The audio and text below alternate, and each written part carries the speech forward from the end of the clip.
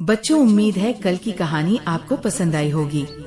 आज हम सुनेंगे मैना और गौरैया की कहानी। बहुत समय पहले की बात है। एक बड़े और हरे भरे पीपल के पेड़ पर मैना और गौरैया साथ साथ रहती थी। मैना बड़ी चतुर और बातें बनाने वाली थी, जबकि गौरैया मेहनती और ईमानदार। दोनों का घोंसला एक ही डाल पर था। वे दिन भर दाना चुगती, पेड़ पौधों की छाया में विश्राम करती और आपस में बातें किया करती। एक दिन गर्मी बहुत बढ़ गई, पानी की कमी होने लगी और चारों तरफ सूखा पड़ गया। ऐसे समय में भोजन और पानी ढूंढना मुश्किल हो गया।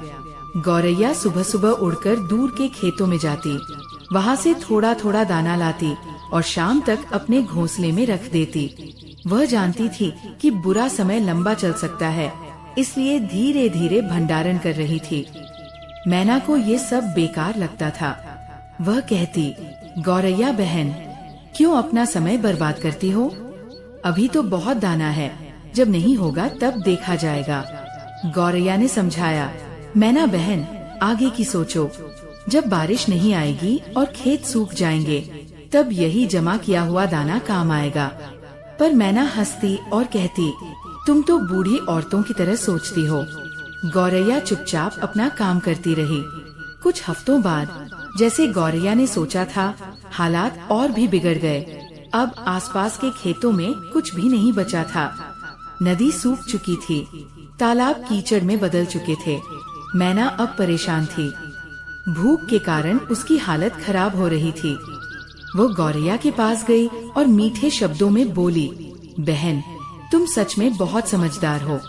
तुम्हारे पास दाना है, क्या मैं भी थोड़ा खा सकती हूँ? गौरैया बोली, बिल्कुल बहन, हम पड़ोसी हैं। जब तक मेरा दाना है, तुम भूखी नहीं रहोगी। इसके बाद गौरैया हर दिन मैना को अपने हिस्से से थोड़ा थोड़ा दाना देती रही, मगर मैना का लालच बढ़ता गया। अब वो गौरैया के घोंसले के पास ही बैठकर ताक झांक करती रहती। एक रात जब गौरैया सो रही थी, मैना चुपचाप उठी और गौरैया के घोंसले में घुस गई। वहाँ उसे बहुत सारा दाना जमा मिला। उसकी आंखें चमक उठीं। वह धीरे धीरे दाने अपने घोंसले में ले जाने लगी। सुबह जब गौरैया उठी तो उसने देखा कि उसका आधा दाना गायब है। उसे समझ नहीं आया कि ऐसा कैसे हुआ, लेकिन वो फिर भी शांत रही और बोली, शायद रात को कोई चूहा आया होगा। अगली रात मैना फिर आई और इस बार अधिक दाना ले गई। अब गौरैया को शक हुआ। उसने अगले दिन अपने दानों के पास कांटे और सूखी पत्तियां फैला दी। रात को जब मैना आई तो अंधेरे में उसका पैर एक कांटे पर पड़ा और वह चूं की आवाज के साथ चिल्ला उठी। गौरैया जाग गई और उसे रंगे हाथों पकड़ लिया। गौरैया बोली, तो ये तुम्हारा काम था मैना बहन? मैना शर्म से सिर झुकाकर बोली, माफ कर दो, मैंने गलती की। मैं भूखी थी और लालच में आ गई। गौरैया बोली, मदद मांगने में कोई शर्म नहीं, पर चोरी करना विश्वासघात है। अगले दिन गौरैया ने ये बात आसपास के सभी पक्षियों को बताई। तोते, कबूतर, बुलबुल और कई और पक्षी वहाँ इकट्ठा हुए।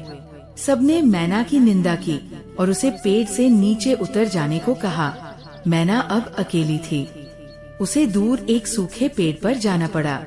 वहाँ न छाया थी, न दाना, न कोई साथ। उसे अपनी गलती का गहरा पछतावा हुआ। कुछ दिनों बाद बारिश शुरू हुई। धरती हरी भरी हो गई। गौरैया फिर से दाना जमा करने में लग गई। एक दिन उसने देखा कि मैना बहुत कमजोर हो गई है और उसके पंख भी झड़ने लगे हैं। गौरैया ने सोचा, अगर मैं भी मैना जैसी बन गई तो फिर फर्क क्या रहा? वह मैना के पास गई और प्यार से कहा, आओ बहन, इस बार फिर से एक साथ नई शुरुआत करें, लेकिन इस बार ईमानदारी से। मैना की आंखों में आंसू आ गए। वह बोली, तुम्हारा दिल बहुत बड़ा है गौरैया बहन। मैं वादा करती हूँ कि अब मैं मेहनत करूँगी और भरोसा नहीं तोड़ूंगी। इस तरह दोनों ने फिर से साथ रहना शुरू किया, इस बार सच्चाई और मेहनत के रास्ते पर। मोरल ऑफ द स्टोरी, लालच और धोखा हमेशा अकेलापन लाते हैं, जबकि ईमानदारी और सहानुभूति से रिश्ते मजबूत होते हैं।